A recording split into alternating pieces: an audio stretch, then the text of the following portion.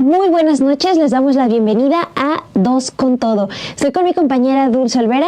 Buenas noches, Montserrat Antunes. Buenas noches, audiencia. Sí, estamos listas, Dulce, para este programa Dos con Todo. Este jueves 17 de octubre estamos transmitiendo en vivo desde la Ciudad de México, acá en Sin Embargo al Aire. Hoy les tenemos información, primero sobre lo que dice la consejera presidenta del INE, Guadalupe Tadei, sobre qué ha pasado con el proceso de elección de jueces, magistrados, ministros. De eso hablaremos hoy. Y también les tenemos una cronología, un resumen de los pendientes que tiene en México Genaro García Luna, sentenciado ayer en Estados Unidos por sus vínculos con el narcotráfico.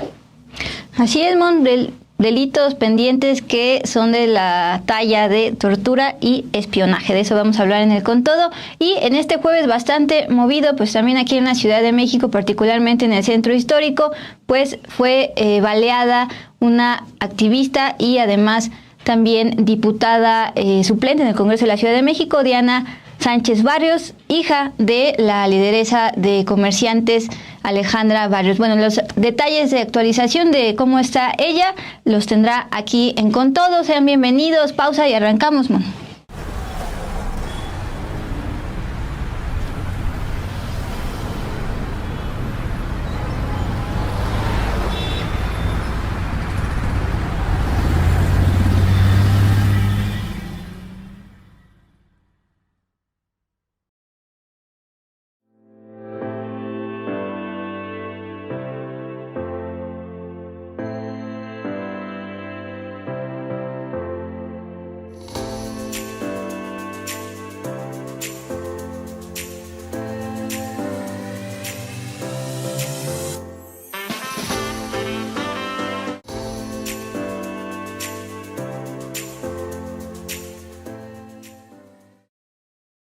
Dulce, pues arrancamos este Dos con Todo. Les damos las gracias a ustedes que nos ven acá en vivo, que están comentando, dejando sus likes y compartiendo también el programa que preparamos para todas y todos ustedes. Un agradecimiento especial a Gerardo Meléndez, que nos dejó un super chat para arrancar este jueves 17 de octubre.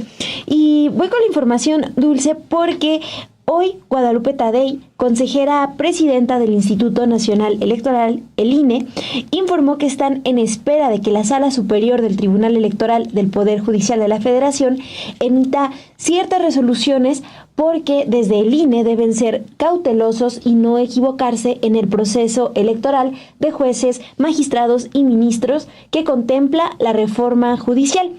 Esto lo dijo en conferencia de prensa desde las oficinas del INE. Ahí la consejera explicó que aún no pueden hablar de si hay una suspensión del proceso, ya que las actividades del instituto continúan de manera cotidiana, pero están a la espera de la resolución que emite el Tribunal Electoral sobre los amparos que se han presentado en contra de la reforma, además de una impugnación que presentó el mismo INE para saber si puede continuar con el proceso o si debe suspenderlo definitivamente. La consejera Guadalupe Tadei explicó que como resultado de esta espera, la comisión especial que se designó para la elección judicial no ha podido avanzar con los preparativos correspondientes. Otras de las actividades que están en pausa son la toma de decisiones, la toma de acuerdos, la elaboración de reglamentación y otros aspectos que dijo llevan tiempo. Tampoco se han instalado otras comisiones importantes como la Comisión Temporal de Seguimiento, así como la Mesa de Coordinación con el Senado de la República y con el Consejo de la Judicatura. La consejera del Instituto Nacional Electoral, Guadalupe Tadei, también mencionó que en caso de que el Tribunal Electoral resuelva que el proceso debe suspenderse de manera definitiva, el INE acatará la decisión. Era importante escuchar, Dulce, en qué momento está en el INE, porque la semana pasada, todavía esta semana, les informamos sobre lo que se estaba decidiendo tanto en el Senado como en la Cámara de Diputados. Estas leyes secundarias de cómo se empezará a desarrollar la elección de juzgadores, Dulce. Pues sí, ahí el INE tiene un papel muy, muy importante. Tú recordarás cuando le platicamos acá a la audiencia qué fue lo que se definió en las leyes secundarias, pues hablaba nada más y nada menos de la responsabilidad que tiene este instituto de colocar en las boletas pues los nombres de las personas que competirán y también pues la capacitación de las personas que estarán en las casillas el día de la elección que está prevista para el 2025. No es menor el trabajo que tiene el Instituto Nacional Electoral y por eso pues las dudas que hay sobre si está o no en pausa. Ya dijeron, están a la espera de que el Tribunal Electoral resuelva las impugnaciones que se han presentado. Simón, y además el contexto de que el día de hoy justamente regresaron de vacaciones los consejeros del INE precisamente porque tenían esta presión de que por un lado la Constitución ya los obliga, incluyendo las leyes secundarias, los está obligando a precisamente ya arrancar el proceso electoral y las leyes secundarias le daban pues prácticamente le pasaban la bolita en cuanto a definir las reglas y los detalles. Eso por un lado, pero por el otro les habían llegado pues, también bastantes notificaciones de estas suspensiones que han ido emitiendo desde el Poder Judicial a pesar de que estaban en paro, entonces estaban en esta dualidad y por eso decidieron irse de vacaciones. Y ahora que regresan el día de hoy, pues se encuentran con más quejas. Incluso reportaba Janet López Ponce, que es reportera de la fuente del INE para Milenio, que prácticamente los amenazaron con cobrarles de multa 50,000 pesos a cada uno de los 11 consejeros del INE si empezaban este proceso electoral aún con estas suspensiones. Entonces, por eso es importante y se agradece que haya sido la consejera presidenta del INE, Guadalupe Tadei, que haya salido a dar una conferencia de prensa para aclarar en qué momento se encuentra el INE, que es justamente sobre quien pesa la organización de esta elección inédita de juzgadores. Si te parece, vamos a escuchar lo que dijo. Creo que tenemos dos situaciones, una que nos mandata la propia Constitución y nosotros tenemos que ser congruentes con el mandato constitucional, y la otra es las notificaciones de amparo emitidas por jueces del Poder Judicial. A ambos dos se les debe respeto. Por eso el instituto encontró la vía correcta, que es el juicio electoral, para presentarlo en lo que la Constitución también establece como máxima autoridad en materia electoral, que es la Sala Superior del Tribunal Electoral del Poder Judicial de la Federación. Y eso no quitó la posibilidad de atender también y respetar las notificaciones que ha ido recibiendo el instituto, que hasta este momento llevamos 140 notificaciones recibidas, todas ellas atendidas en tiempo y forma, todas ellas con una respuesta. En los momentos en que estaban cerrados los juzgados por decisión del Poder Judicial, muy respetable por cierto, nosotros batallamos un poco para entregar las respuestas, pero encontramos los caminos adecuados para hacerlo. Y eso es lo que hemos venido haciendo, y en esa circunstancia se encuentra ahorita el Instituto Nacional Electoral. Gracias. Agustín Velasco, 1TV. Hola, consejera, buenas tardes. Oiga, pues preguntarle si esto no está metiendo en aprietos al árbitro electoral, porque pues se encuentran trabajando también en la conformación de su presupuesto que tienen que presentar ya en las próximas semanas, y si esto no los está poniendo en apuros. Es una pregunta altamente prudente y muy oportuna, porque efectivamente si los tiempos se van acortando en términos de implementación de las tareas que tiene que realizar este instituto, pues claro que coloca en una situación de extremas acciones que tendría que tomar el instituto. Si esto se suspende de manera definitiva, habrá de acatarse, pero en este momento estamos esperando que las resoluciones lleguen y surtan los efectos correspondientes. Sí, ¿cuál es la complicación? La complicación es justamente la complicación operativa, la toma de decisiones, la toma de acuerdos, la elaboración de reglamentación que también tiene que ser propia, por ejemplo, en materia de fiscalización, y eso lleva tiempo, definiciones muy técnicas que se tienen que tomar y que estamos en este momento, incluso hemos sido tan correctos en el actuar con esta órdenes de juzgados que la comisión temporal de seguimiento a este proceso no ha sido instalada porque sería un acto oficialmente celebrado por el instituto. Tampoco instalamos la comisión, la mesa de coordinación con el Senado de la República y con el Consejo de la Judicatura del Poder Judicial, que teníamos el compromiso de hacerlo.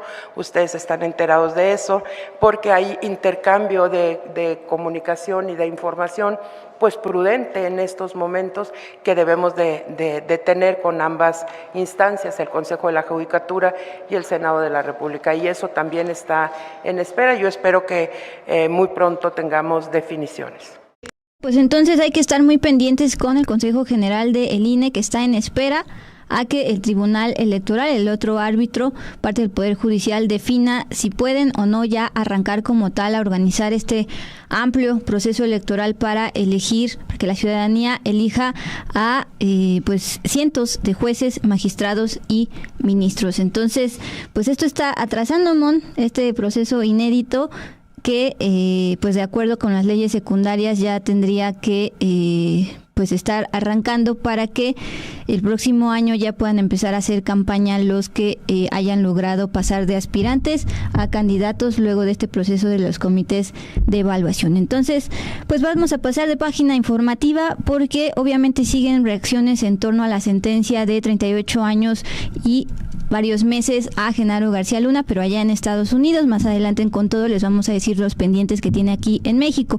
Esta mañana nuestra querida compañera Nancy Gómez logró preguntar a la presidenta Claudia Sheinbaum precisamente sobre este tema de Genaro García Luna, y la presidenta respondió con una severa crítica a la estrategia de seguridad implementada en el sexenio del expresidente Felipe Calderón, quien ayer afirmó que durante 6 años no supo de los vínculos de Genaro García Luna con el narco, y que volvió a reafirmar en una entrevista el día de hoy que da a Ciro Gómez Leiva, con un fondo que pues fue bastante motivo de risas, Mon, este fondo del mundo. Pero bueno, la presidenta Claudia Sheinbaum está pidiendo a Calderón que pida disculpas, sobre todo a las víctimas de esta guerra del narcotráfico que ha provocado no solo muertes, sino también desapariciones. Así lo dijo.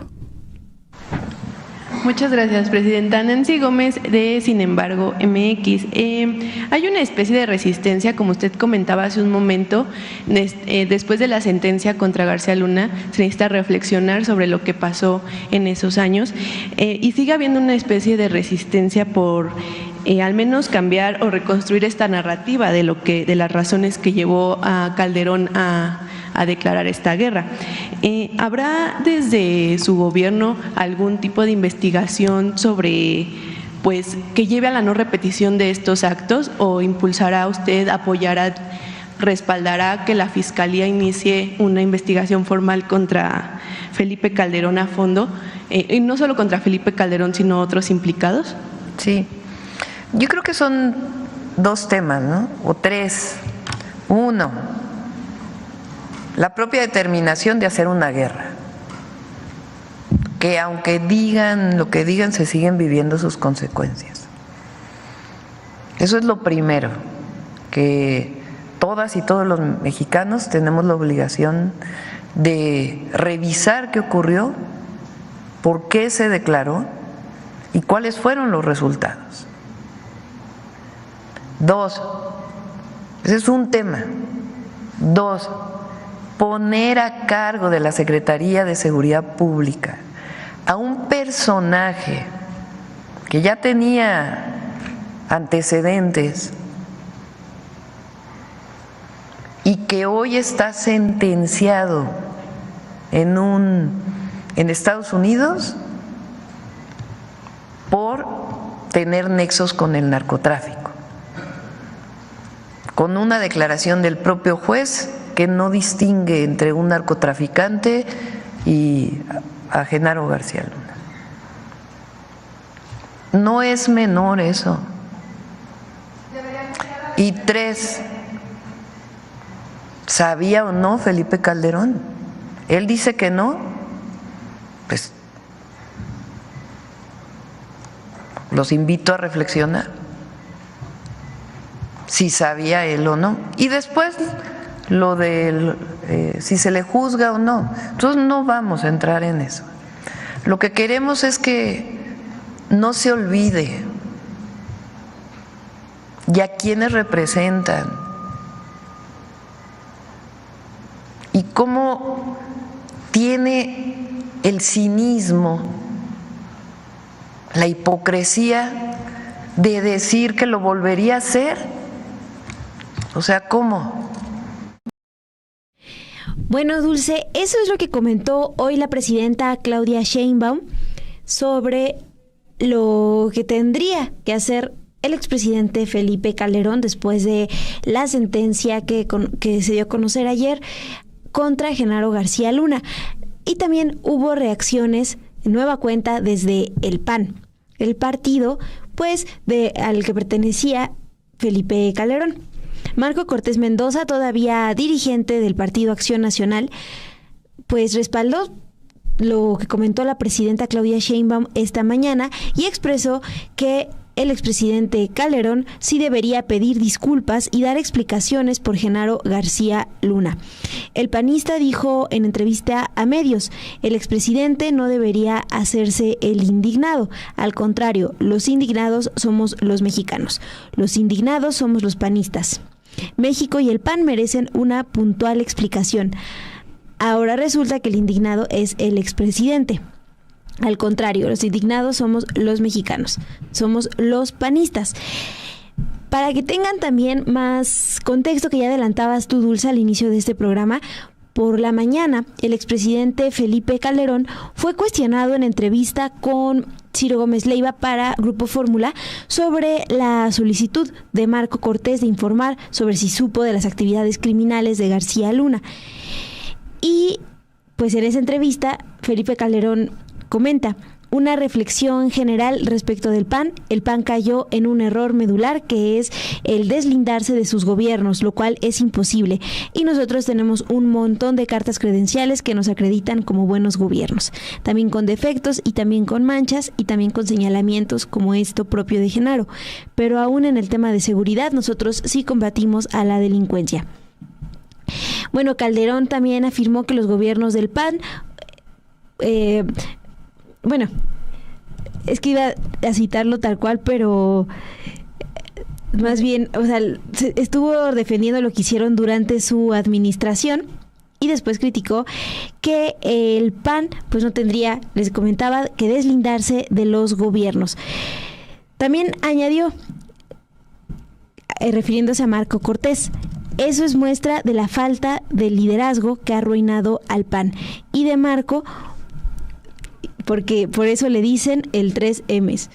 Marco, mediocre y miserable. Eso fue lo que comentó en entrevista esta mañana el presidente Felipe Calderón sobre Marco Cortés, actual dirigente del PAN. Lo dijo muy rápido, tan rápido, dijo Marco mediocre y miserable que el propio entrevistador, el periodista Ciro Gómez Leiva, bueno, el comunicador Ciro Gómez Leiva, dijo las 3M que, y ya el compañero con el que estaba en este programa le repitió Marco mediocre y miserable. Es por eso que vuelve a responder el todavía dirigente de Acción Nacional hasta noviembre que empiece la renovación de dirigencia de Acción Nacional. Mol, pregunto en el chat, ¿a qué atribuyen ustedes que el expresidente Felipe Calderón tenga de fondo un mundo? Porque pues en el mundo de las redes sociales sí había un poco de burla en el sentido de que algunos interpretaban que pues es una señal de que está huyendo, de que anda prófugo, pero pues hasta donde se sabe él se autoexilió a España, a Madrid, donde pues en alguna ocasión hemos visto a la diputada Margarita Zavala y su esposa visitándolo, donde también lo hemos visto dando conferencias de prensa, sobre todo en el grupo de derecha, allá de España, y entonces pues hoy lo vimos ahí en esta entrevista. Pero ¿tú a qué atribuyes eso del mundo? A un comentario que también leí por ahí en redes que decían a que está en la luna. No, y sobre todo aquí quiero, Dulce, mejor destacar uno de los comentarios que nos dejan en el chat.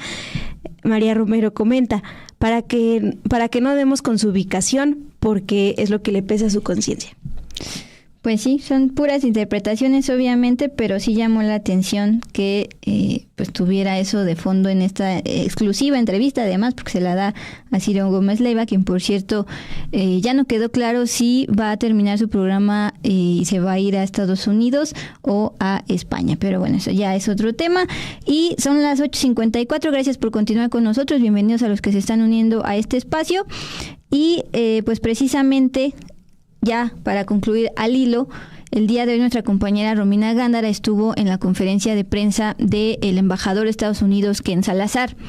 Acuérdense que pues la semana pasada la presidenta Claudia Sheinbaum lo acotó porque ya estaba muy mal acostumbrado a que si quería tratar un tema podía tener comunicación directa con secretarios. La presidenta Claudia Sheinbaum le dice, no estamos en buena relación, pero cualquier tema velo con la Cancillería. Y luego pues viene este tema de la sentencia de más de 38 años a Genaro García Luna por parte de la Fiscalía estadounidense. Y pues muy ad hoc esta conferencia de prensa que da el embajador. Ahí sostuvo que Estados Unidos está alineado con la presidenta Claudia Sheinbaum, presidenta de México, en lo que se tiene que hacer para asegurar que los oficiales no sean corruptos, todo en relación a el exsecretario de Seguridad, la persona encargada, entre comillas, de dar seguridad a México durante el gobierno de Felipe Calderón. Escuchemos parte de esta conferencia de prensa. Como embajador, ¿sabe si en su momento el gobierno de Estados Unidos sí tenía conocimiento de estos vínculos? Mira, el caso de García Luna está ya declarado porque el jurado, tanto como el juez, pues se les presentó la evidencia, hallaron lo que hallaron y ya la sentencia está.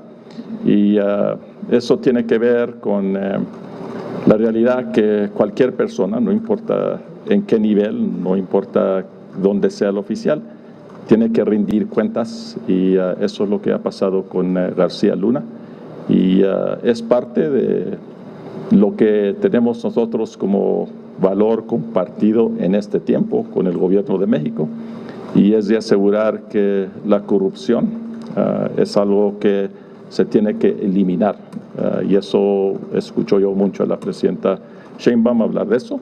Y eso lo vamos a trabajar a la mano. Muchas gracias. Y en este Con Todo les preparamos un reportaje sobre cuáles son los pendientes que tiene Genaro García Luna acá en México. Para empezar, señalamientos por tortura, violaciones a derechos humanos, todo eso cuando él era secretario de Seguridad Pública durante la administración del expresidente Felipe Calderón.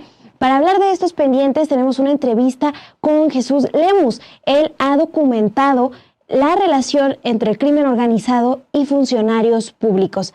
También pues retomaremos una investigación que ya desde el 2019 señalaba a Genaro García Luna con un caso importante sobre espionaje. Todo esto, como les comento, cuando él era secretario de Seguridad Pública. Quédense acá con nosotras que regresamos con todo.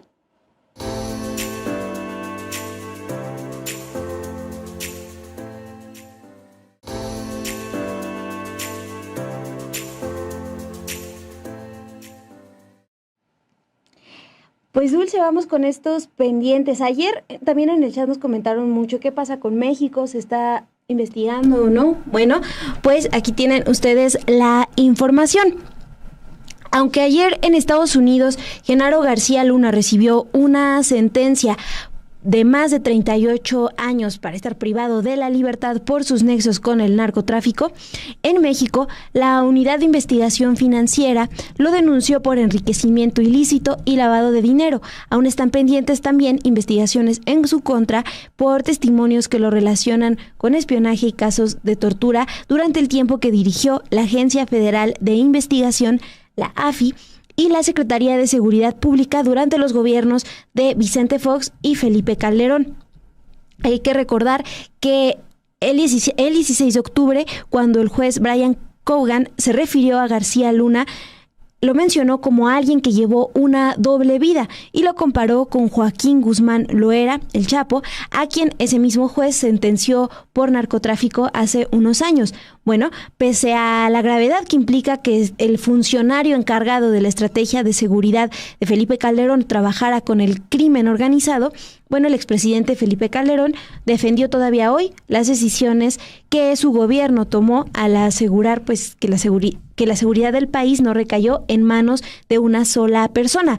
Hoy el expresidente Felipe Calderón comentó en esta entrevista que les comentábamos a Grupo Fórmula que él conoció solo una de las vidas de Genaro. Dijo: me hubiera gustado conocer otra y a tiempo, pero la verdad es que estos señalamientos comenzaron a darse como evidencias verificables, por lo menos de testigos, hasta muy recientemente. Eso es lo que señala hoy Felipe Calderón, el expresidente. Pero no solo pesan acusaciones sobre García Luna. Es importante también recordar que Iván Reyes Arzate, excomandante de la Policía Federal, ya fue condenado en Estados Unidos en 2022 después de confesar que colaboró con el narcotráfico mientras simulaba combatir el crimen organizado pues junto a la DEA, allá de Estados Unidos. Mientras que Luis Cárdenas Palomino, el exdirector de Seguridad Federal de la Policía Federal, también está detenido en México por el delito de tortura contra familiares de Israel Vallarta. Ustedes recordarán cuya detención fue exhibida en 2005 en Televisa y TV Azteca como un gran logro, cuando en realidad se trató de un montaje.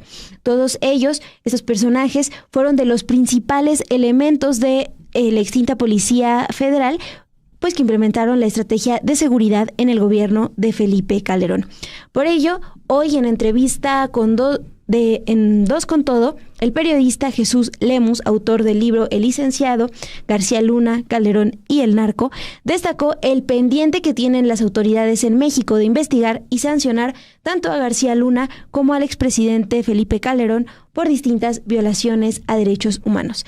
El propio Jesús Lemus fue víctima de este abuso policial que caracterizó la gestión de ambos exfuncionarios. Estoy hablando de Felipe Calderón y de Genaro García Luna. En mayo del 2008, mientras él investigaba a los cárteles de la droga, y 2 años después de que Felipe Calderón declaró la llamada guerra contra el narcotráfico, él fue detenido, torturado y sin evidencias se le acusó de estar relacionado con el narcotráfico. Eso lo llevó a pasar 3 años detenido. Y bueno, hoy nos habla en entrevista sobre estos pendientes importantes que tiene tanto Felipe Calderón como Genaro García Luna con la justicia acá en México. Vamos a escuchar qué comentó en entrevista para Dos con Todo. Se está sentenciando a García Luna por lo que hizo al pueblo, a las leyes y al gobierno de Estados Unidos. Evidentemente en México hay una clara impunidad por parte del gobierno mexicano con relación a García Luna, porque ni siquiera hay una orden de aprehensión por narcotráfico, ni siquiera hay una carpeta de investigación por narcotráfico. Hay carpetas de investigación y órdenes de aprehensión por tortura y lavado de dinero y enriquecimiento ilícito, pero no por narcotráfico. Y las sentencias de Estados Unidos contra García Luna las debemos entender entonces también como un acto reprobatorio al sistema judicial mexicano. Es una forma también en que el gobierno norteamericano sacude a México y le dice: no estás haciendo tu tarea en materia de aplicación de justicia. No hay una procuración de justicia adecuada en México. Si hubiera una procuración adecuada, no hablo de los jueces, hablo de la Fiscalía General de la República. Si hubiera una sentencia, una procuración adecuada de justicia, por supuesto que García Luna estaría también ya tendría un expediente amplio y ya habría acá en México elementos de prueba para decir si es responsable de esto o está siendo acusado de haberse coludido con esto. En México no se sabe más que lo que hemos dicho los periodistas, Montserrat. Perfecto, son 2 grandes pendientes que tiene Genaro García Luna aquí en México. Uno es el de tortura y otro es el de espionaje. Hablemos sobre la tortura. De 2007 a 2012, por cientos de quejas que recibieron, García Luna y sus policías recibieron 44 recomendaciones por parte de la Comisión Nacional de Derechos Humanos por tortura y demás violaciones a derechos humanos, en su mayoría en Sinaloa, en Michoacán y Guerrero, por parte precisamente de estos policías de García Luna. Así lo informó en Milenio la periodista Laura Sánchez Ley, que justamente se puso a revisar estas recomendaciones de la CNDH y que publicó esta nota 2 días antes de que arrancara el juicio en 2023. Eso por un lado. Además, Human Rights Watch, que es una asociación internacional justamente encargada de observar las violaciones de derechos humanos en varios países, alertó en un estudio de noviembre de 2011, donde cita a la Secretaría de Seguridad Pública de Felipe Calderón, sobre la aplicación de torturas para conseguir que los detenidos confesaran o dieran información sobre los cárteles de las drogas. Son 2 temas son 2 confirmaciones que hablan de tortura por parte de García Luna y sus policías, pero hablemos de ejemplos, de casos en particular.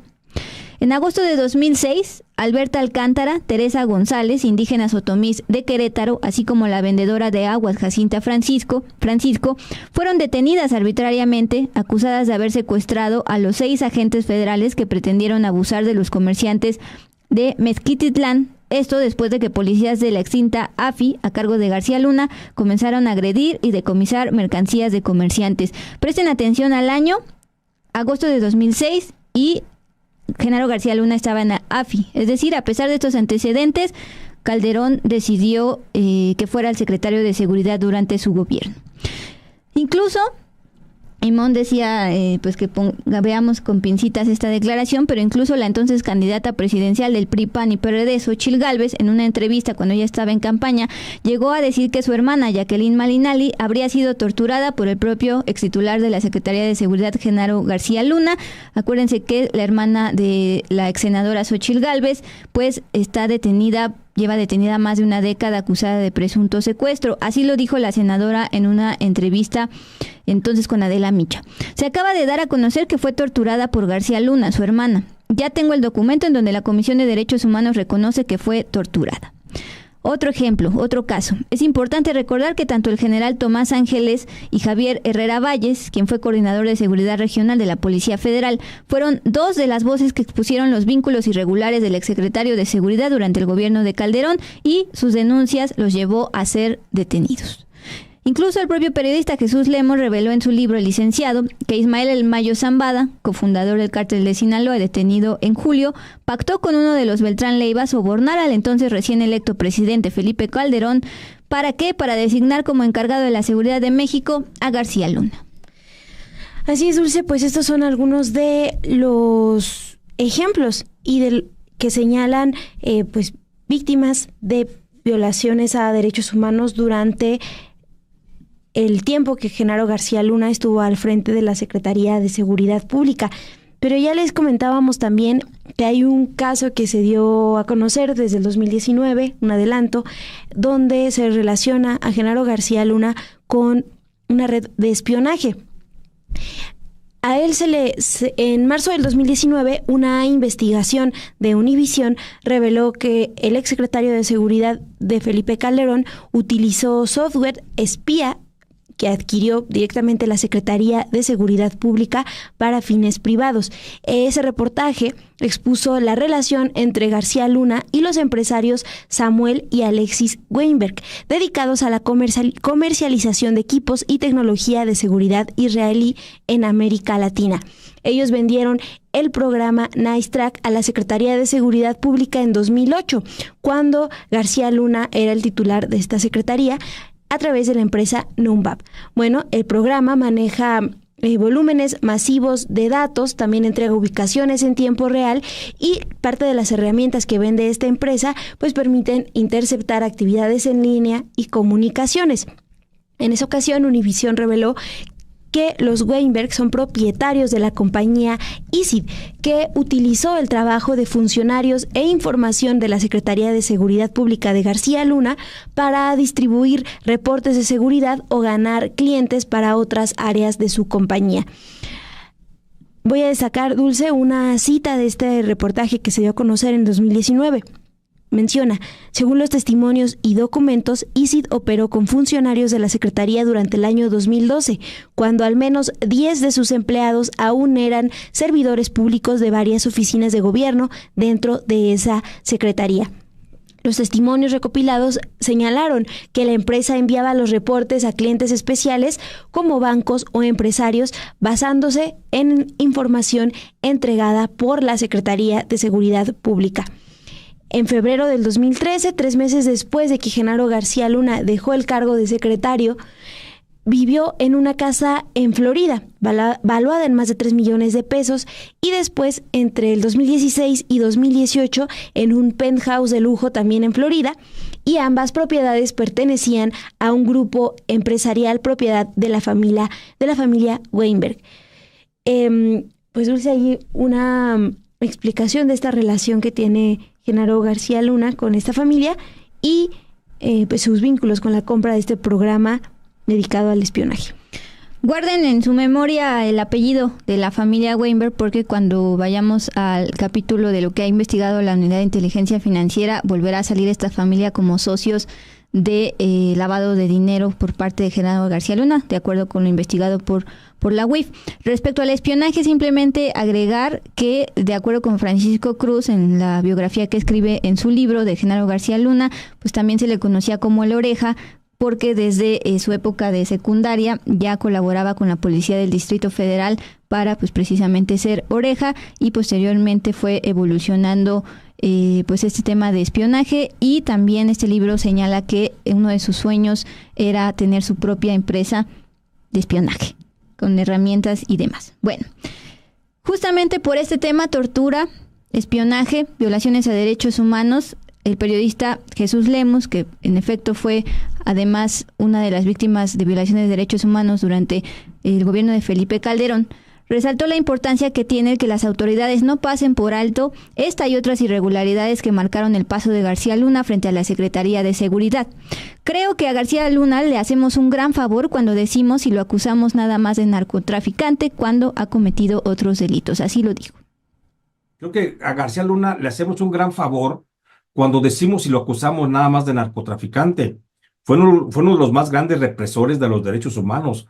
Nos contamos por miles las personas que fuimos llevadas a la cárcel de manera injustificada y que padecimos la cárcel, lo peor del sistema mexicano, durante muchos años. Por supuesto que también se le debe de acusar de delitos de lesa humanidad, porque por lo menos a García Luna existe una conexión en por lo menos una veintena de asesinatos de agentes policíacos. Y por supuesto de soldados mexicanos y de marinos. O sea, hay una gran cantidad de personas que están agraviadas por asesinatos, por secuestros, por desapariciones, por desplazamiento y por encarcelamientos injustificados por parte de Genaro García Luna. Y sobre eso debería ser investigado tanto García Luna como Felipe Calderón. No nada más si le permitieron al Chapo o al Mayo transitar con drogas, no. Debemos ir a otros asuntos porque los derechos humanos fueron violentados. Bueno, y respecto a la responsabilidad que también recae sobre el expresidente Felipe Calderón, el periodista Jesús Lemus aseguró pues que es un pendiente que él comparezca ante las autoridades por su posible coparticipación en diversos delitos, más allá de solo declarar que no sabía nada y defender su estrategia de seguridad, no nada más en redes sociales, sino también, como lo vimos hoy, en una entrevista. Vamos a escuchar qué nos comentó el periodista Jesús Lemus acá en Dos con Todo. Es la presidenta de México, tiene todo para investigar a Felipe Calderón, y creo que uno de los grandes sentimientos que tiene hoy el pueblo de México, hoy justamente a partir de esta sentencia, es precisamente ese, que se lleve a Calderón ante un ministerio público y que ahí, ante el ministerio público, depose y diga lo que sabe. Si resulta que no tiene responsabilidad, pues que se le mande a su casa con una disculpa. Pero también, si resulta que tiene responsabilidad, que se le encarcele igual que a su otro socio, Genaro García Luna. De entrada, Felipe Calderón tendría que ser responsable de una coparticipación en los nexos con el narcotráfico.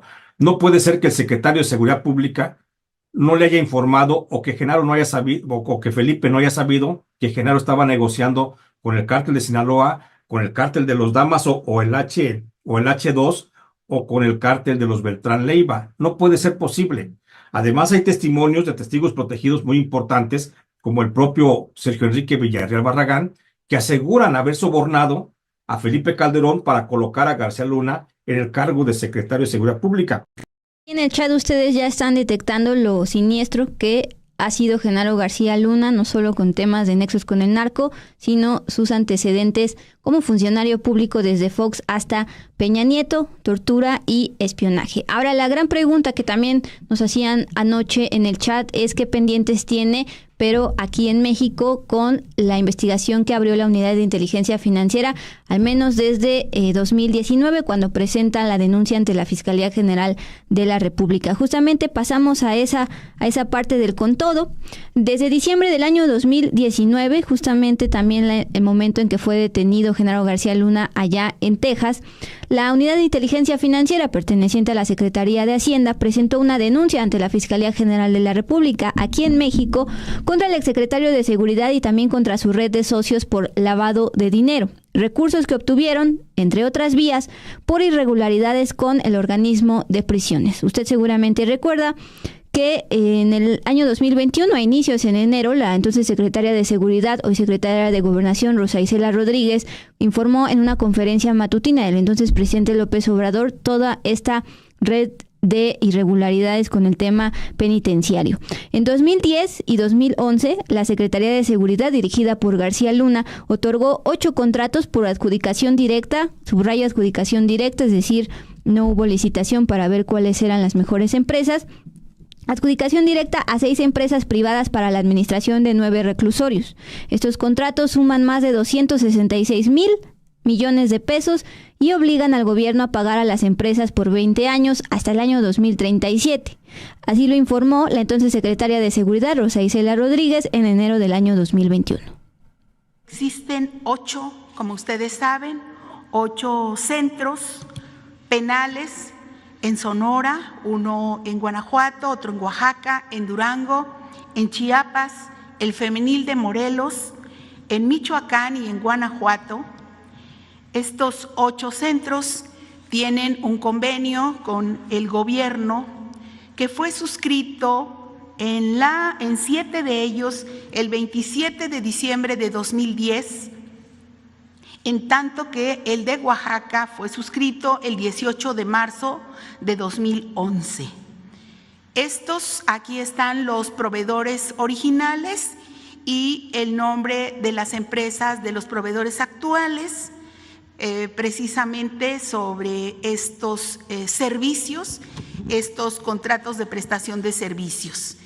En aquel momento, los contratos fueron suscritos por Gonzalo Villarreal Guerra, entonces coordinador general de Centros Federales, por Arturo Sosa, director general de Administración, precisamente en la coordinación general de estos centros federales, y por Marco Antonio Villarreal, exdirector de adquisiciones de la misma dependencia. La firma de estos convenios tuvieron lugar en la época del entonces presidente de la República, Felipe Calderón Hinojosa, cuando el secretario de Seguridad Federal era Genaro García Luna. Ahí la Secretaría de Seguridad entonces hablaba, enero de 2021, de 266,300 millones de pesos. Pero después la Unidad de Inteligencia Financiera siguió rascando y hasta el momento son más de 700 millones de dólares los que lavó tanto Genaro García Luna como su red. Para recuperar todo ese dinero robado, así lo dijo la UIF en el comunicado, calculado en más de 700 millones de dólares, en septiembre de 2021 la UIF presentó una primera demanda civil allá en un tribunal de Miami, Florida, porque ahí es el lugar donde se identificaron un importante número de empresas y propiedades asociadas al lavado de dinero. En este comunicado, la UIF informó lo siguiente. La acción presentada cubre 39 empresas y fideicomisos pertenecientes a Genaro García Luna, sus cómplices y o familiares, las cuales, según se alega en la demanda, se ubican o cuentan con operaciones en Florida. Estas empresas, planteó la UIF, fueron creadas y utilizadas por García Luna y sus conspiradores para esconder recursos derivados de actos de corrupción. Es decir, a partir de actos de corrupción, robaban dinero del erario y para lavar ese dinero lo hacían a través de empresas ubicadas en Florida. Esta demanda no solo incluye, por supuesto, a Genaro García Luna, también a sus principales socios, entre ellos su esposa Cristina Pereira, quien la conoció en CISEN, ahí trabajaban los dos desde la década de finales de la década de los 80. Una Cristina Pereira que vimos acompañando a Genaro García Luna a lo largo de todo el juicio, incluyendo ayer cuando escuchó su sentencia, pero justamente los otros socios son la familia que habías mencionado, Mon, en el tema de espionaje. Samuel Weinberg, Jonathan Alexis Weinberg Pinto, así como las esposas de todos ellos, así como el entonces subsecretario José Francisco Niembro González. Acuérdense que dentro de todas estas empresas también está Glax Security, la cual les dábamos cuenta el día de ayer con información de una periodista, Ana Lilia. Obtuvo un contrato de acción nacional, pero hasta 2015 por asesoría. Así es, Dulce, y ahora que mencionas la relación o la investigación que tenía la Unidad de Inteligencia Financiera, también incluyendo a la familia de Genaro García Luna, pues es importante recordar que ayer, cuando se dictó sentencia en Estados Unidos contra el exsecretario de Seguridad, un grupo de mexicanos que estuvieron protestando afuera le gritaron a la esposa de Genaro García Luna, Cristina Pereira, pues que algunas cosas como devuelvan lo robado, cómplices. Uh-huh. Esto pues haciendo la relación de lo que ya se había anunciado acá en México de investigaciones en su contra. Y en marzo del 2023, la Unidad de Inteligencia Financiera dio más detalles sobre este conglomerado familiar. Dijo que opera en distintos países y obtuvo 30 contratos con diversos órganos de seguridad pública en México, a partir de los cuales se extrajeron recursos públicos por un monto de 745.9 millones de dólares, y sigue, en ese momento se anunció que seguía el examen de otras operaciones. Estos más de 700 millones de dólares fueron ocultados, de acuerdo con la información de las autoridades mexicanas, en paraísos fiscales y lavados en la adquisición de bienes muebles e inmuebles y otros activos en Florida, donde, les comentábamos, vivió Genaro García Luna y su familia. Por esto, la Unidad de Inteligencia Financiera bloqueó las cuentas de quienes participaron en esa operación y los denunció ante la Fiscalía General de la República desde el diciembre del 2019. En febrero del 2023, cuando Genaro García Luna fue declarado culpable en Estados Unidos, un tribunal de la Ciudad de México pues ordenó descongelar las cuentas de la esposa y socia de García Luna, Cristina Pereira.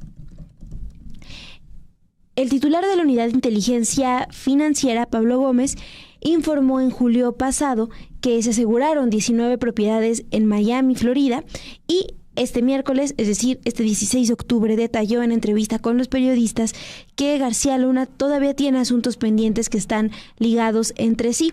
Dijo, en México ha sido vinculado a proceso por una serie de fraudes que cometió durante el desempeño de su cargo como secretario de Seguridad, y con posterioridad él continuó realizando una serie de fraudes en el sexenio de Enrique Peña Nieto. El titular de la Unidad de Inteligencia Financiera también indicó que los cargos vigentes son por un fraude al organismo de prisiones, el cual supera los 600 millones de dólares. Esto es parte de lo que comentó ayer en entrevista acá con los periodistas el titular de la Unidad de Inteligencia Financiera, Dulce. Esto, resaltar que los cargos son por un fraude pues al organismo que gestiona los centros de privación de la libertad en el país. Juan Manuel Mesa Mestiza está comentando que devuelva lo que se robó. Es justamente lo que ha intentado la Unidad de Inteligencia Financiera desde que presentó esta denuncia civil ante un tribunal de Florida. Recuperar todos esos activos, es decir, se lo robaron del erario de acuerdo con la Unidad de Inteligencia Financiera, pero al tener tanto dinero tenían que, para no justificar que ese dinero era producto de ilegalidades, se lo llevan a Miami, Florida, y lo empiezan a lavar a través de empresas y propiedades. Bueno, pues justamente la UIF ha estado solicitando a las autoridades estadounidenses que le ayude a recuperar esos activos que, de acuerdo con la UIF, ascienden a más de 700 millones de dólares. A lo largo de estos años, de 2021 a la fecha, la UIF ha informado que al menos ya decomisaron 19 propiedades allá en Florida, algunas ya las recuperaron. Y también en su momento se dio a conocer que habían regresado solo 2 millones de dólares. El propio Pablo Gómez, titular de la UIF, pues reconoció que esto era muy poco respecto a todo lo robado, y entre comillas robado, dicho por la UIF. Sí, y ayer comentó, hay una trama corrupta que él, es decir, Genaro García Luna, organizó, y ahí está abierto un proceso donde hay una cantidad de personas que tienen orden de aprehensión. Desde luego, él es uno de ellos, algunos ya fueron detenidos, otros no. Bueno, ahí está esta confirmación de esta orden de aprehensión, pero pues sí, importante destacar lo que nos comentan acá en el chat, no nada más tener las investigaciones abiertas, ¿no? Conocer verdaderamente avances de lo que está pasando en esta investigación, Dulce. Antes de cerrar con todo, en el chat también nos pidieron recordar el caso de Ernestina Asensio. Bueno, para quienes no lo tienen ahí presente, Ernestina Asensio fue una mujer náhuatl que perdió la vida cuando tenía 73 años después de haber sido violentada sexualmente por integrantes del ejército mexicano. Esto fue en febrero del 2007, durante la administración del expresidente Felipe Calderón. En esa ocasión, la versión oficial era que había muerto a causa de una gastritis, es decir, no se reconoció esta violencia sexual de parte del ejército mexicano. Fue en 2021 cuando la Comisión Nacional de Derechos Humanos emitió una recomendación para reabrir el caso, y eso pues fue ya hasta hace unos años, Dulce. Lo recordamos, nada más haciendo esta precisión, que las personas relacionadas con la muerte de Ernestina Asensio fueron integrantes del ejército mexicano, pero pues no está fuera del contexto de que se realizó durante el sexenio del expresidente Felipe Calderón. Pues ahí está, justamente queríamos responder a sus preguntas dentro de este chat de Dos con Todo, qué pendientes tenía o tiene más bien Genaro García Luna aquí en México, más allá de los señalamientos de narcotráfico en Estados Unidos, y que, como decía en entrevista el periodista Jesús Lemos, pues también es una muestra, un mensaje que manda Estados Unidos al gobierno mexicano, particularmente la Fiscalía General de la República de Gertz Manero, de que se ponga las pilas. Diciembre de 2019, cuando lo detienen en Estados Unidos, la UIF presenta una demanda ante la Fiscalía General de la República contra Genaro García Luna, y es fecha de que no se abren carpetas de investigación por parte de la Fiscalía titulada todavía y hasta 2028 por Alejandro Gertz Manero. Ahora sí, Mon, son 9:36, nos pasamos a la sección de Al Cierre. Y bastante movilización hubo esta tarde en el centro histórico, particularmente en la calle Motolinía. Para quienes viven aquí en la Ciudad de México, pues la detectan justamente por ser una calle donde todo el tiempo trabajadores te ofrecen con folletos si te interesa comprar lentes. Justamente fue ahí donde un tiroteo ocurrió esta tarde en el centro histórico de la Ciudad de México, lo que causó la muerte de un comerciante de lentes en la calle Motolinía, así como 2 personas heridas, la exdiputada local y lideresa de comerciantes Diana Sánchez Barrios y un familiar. Esta noche, la madre, Alejandra Barrios, quien es reconocida por ser lideresa precisamente de los comerciantes de la informalidad, dijo afuera del hospital donde atendían a sus familiares que habían recibido amenazas previamente. Nos iban a mandar a matar, aseguró a la prensa. Todo es por envidias, corajes, pero dijo, mi hija no tenía rivales de nadie. La Secretaría de Seguridad Ciudadana informó que un hecho violento ocurrió este jueves en la calle de Motolinía y su cruce con la avenida 5 de Mayo. La activista trans Diana Sánchez Barrios fue trasladada con heridas de bala a un hospital privado en la alcaldía Benito Juárez, al centro de la Ciudad de México. Por su parte, la jefa de gobierno de la Ciudad de México, Clara Brugada, tuiteó lo siguiente. La Policía de la Ciudad de México, en coordinación ya con la Fiscalía de la Ciudad de México, están trabajando para localizar y detener a los responsables. Hay videos donde se detecta este hecho. También dijo Clara Brugada, jefa de gobierno de la Ciudad de México, lamentamos este hecho violento, hemos ofrecido todo el apoyo necesario a las familias de las víctimas. Pues justamente la mamá, Alejandra Barrios, está afuera del hospital donde, según ella dijo a la prensa, están operando a su hija Diana Sánchez Barrios luego de recibir estos impactos de bala y, según la madre, en unas 5 horas le darán el reporte médico. Pues sí, Dulce, es la información más reciente que tenemos sobre esta agresión a Diana Sánchez Barrios. Y cambiando de tema informativo, Dulce, con otra noticia que queremos destacar para ustedes antes de cerrar acá en Dos con Todo. Pues bueno, hoy se dio a conocer una carta que escribieron, que están firmando al menos 15 mujeres víctimas de acoso laboral y agresiones de Jorge Islas López. Enviaron una carta a la presidenta Claudia Sheinbaum para cancelar su nombramiento como coordinador de consulados de México. Islas López fue nombrado por el nuevo canciller Juan Ramón de la Fuente, quien fue el coordinador del gobierno de transición de Claudia Sheinbaum. En la carta se menciona: fuimos víctimas de violencia, abusos y acoso laboral por parte del señor Jorge Islas López. Queremos alzar la voz una vez más. También se agrega: este nombramiento es una afrenta a nosotras, las que formamos parte del Servicio Exterior Mexicano y las que trabajamos en la Secretaría de Relaciones Exteriores, ya sea en Cancillería o en el exterior como empleadas locales.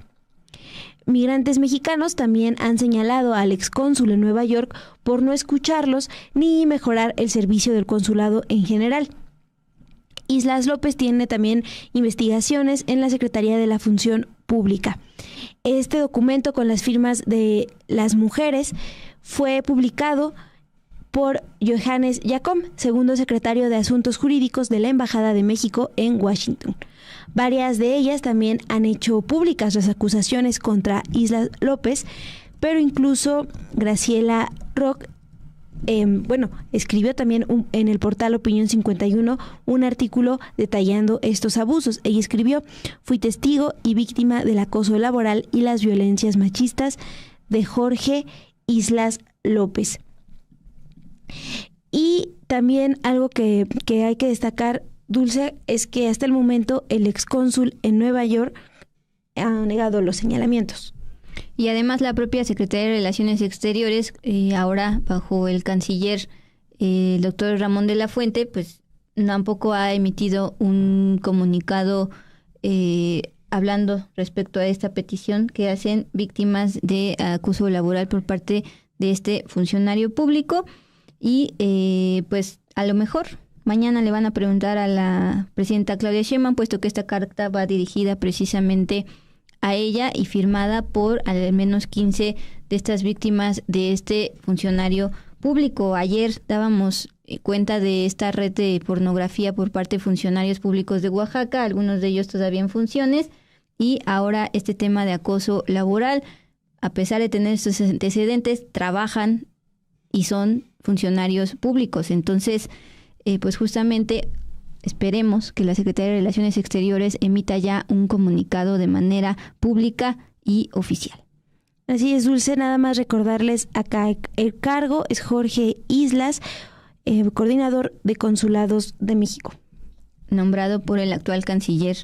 Y recordemos que el canciller Juan Ramón de la Fuente pues también es muy cercano a la propia doctora Claudia Sheinbaum, al grado de que fue el coordinador del gobierno de transición y más anteriormente estuvo formando parte de su campaña para la presidencia de México. Entonces, esperaremos, y mientras tanto vamos justamente a otro caso, no de acoso laboral, sino de acoso sexual y durante la infancia. Ustedes recuerdan este caso de la cantante Sasha Sokol, ex Timbiriche, contra el productor Luis de Llano. Bueno, pues buenas noticias no solo para ella como víctima de abuso sexual durante la infancia, sino para todas las víctimas, puesto que la Corte va a agarrar este caso y va a entonces expandirlo a todos los ciudadanos. La cantante Sasha Sokol informó que la Suprema Corte juzgará de forma directa sus denuncias interpuestas contra el productor Luis de Llano por supuesto abuso sexual infantil durante su crecimiento artístico. Será la Suprema Corte quien juzgará y decidirá en definitiva mi caso. La ex Timbiriche señaló que el máximo tribunal emitió una sentencia a su favor en la que determina que el productor cometió abusos sexuales en su contra, además de revictimizar las declaraciones de la cantante a través de sus pruebas, por lo que deberá emitir una disculpa pública, deberá pagar una indemnización y además tendrá que tomar un curso. Entonces, una disculpa pública, un pago y un curso. ¿Por qué les decía que es una buena noticia no solo para Sasha Sokol como víctima, sino para todas las víctimas de abuso sexual infantil, porque va a marcar un precedente. El juicio será resuelto por ministras y ministros del más alto tribunal del país, haciendo posible que se pronuncien sobre cuestiones constitucionales de gran trascendencia para menores de edad víctimas de abuso sexual, fijando así precedentes obligatorios que permitan a otras víctimas ejercer su derecho a que se establezca la verdad y se les reparen los daños.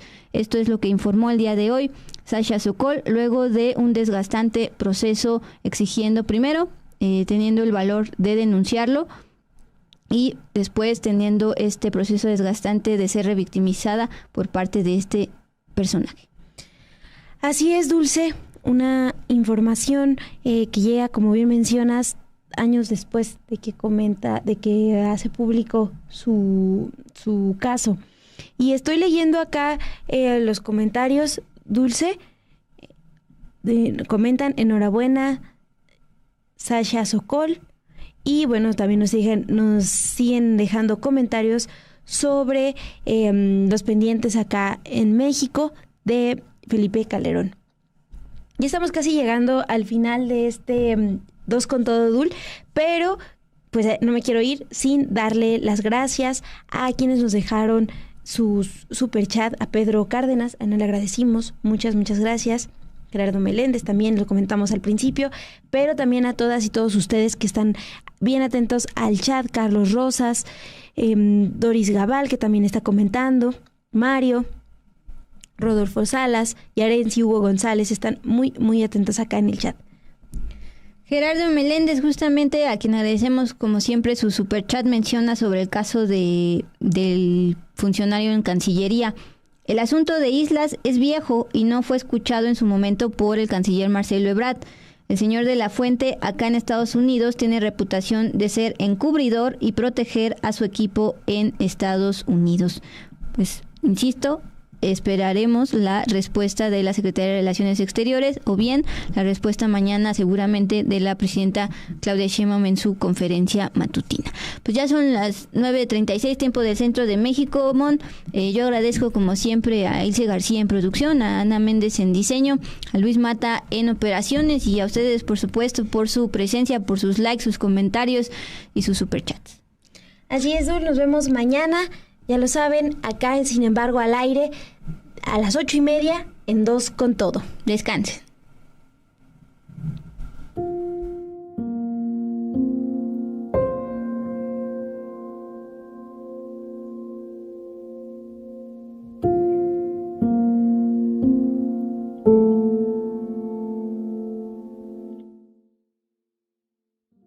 The big return is in full swing now. Floridians from the Tampa Bay area who had evacuated just a few days ago are rushing back, eager to learn what Hurricane Milton did to their homes and properties. And this is what most of them find: toppled trees, downed power lines, partially destroyed buildings, plenty of homes, entire neighborhoods flooded, others impassable for now, with homes crushed by trees that Hurricane Milton's Category 3 winds catapulted into their houses. East Tampa, old neighborhoods from the 50s and 60s, hard-working, regular people live here, the so-called average Joes. This is Nolan Monroe and his 2 sons. I ain't never seen nothing this bad. It's bad? Bad, it's bad. It's worst I've ever seen in 40 years. Nolan sends us down the street to the bottom of his neighborhood. Houses are close to the river there. They had it even worse, he adds, as we leave. We meet Heather. She just arrived back at her house after evacuating a couple of days before Milton made landfall. She invites us into her home. It suffered significant flood damage, not from Milton, but from the storm that hit here 2 weeks earlier, Hurricane Helene. And everything is a goner, yeah? Yes. Saying? Yes. And my coverage was not good for any of my contents in the house that had to be thrown out. A lot of stuff has already been Yeah, of course, yes. Across from her, a property owned by an elderly couple. A total loss, Heather thinks. But local, state or federal officials nor any insurance representatives have shown up yet to confirm that. We leave for the East Tampa River Grove neighborhood. It got hit badly by Hurricane Milton. I have my insulin in here. I'm trying to keep it cool. Yeah. I'm praying. And I'm hopeful. I'm hoping that they will come because this is going to become extremely difficult to maneuver with my health issues. As we leave here, the first utilities truck of the local power company arrives in the neighborhood. With at least more than 1.5 million people in Florida still without power, most face equal challenges. What unites all of them is their hope for help and assistance by authorities delivered quickly and dispersed equally.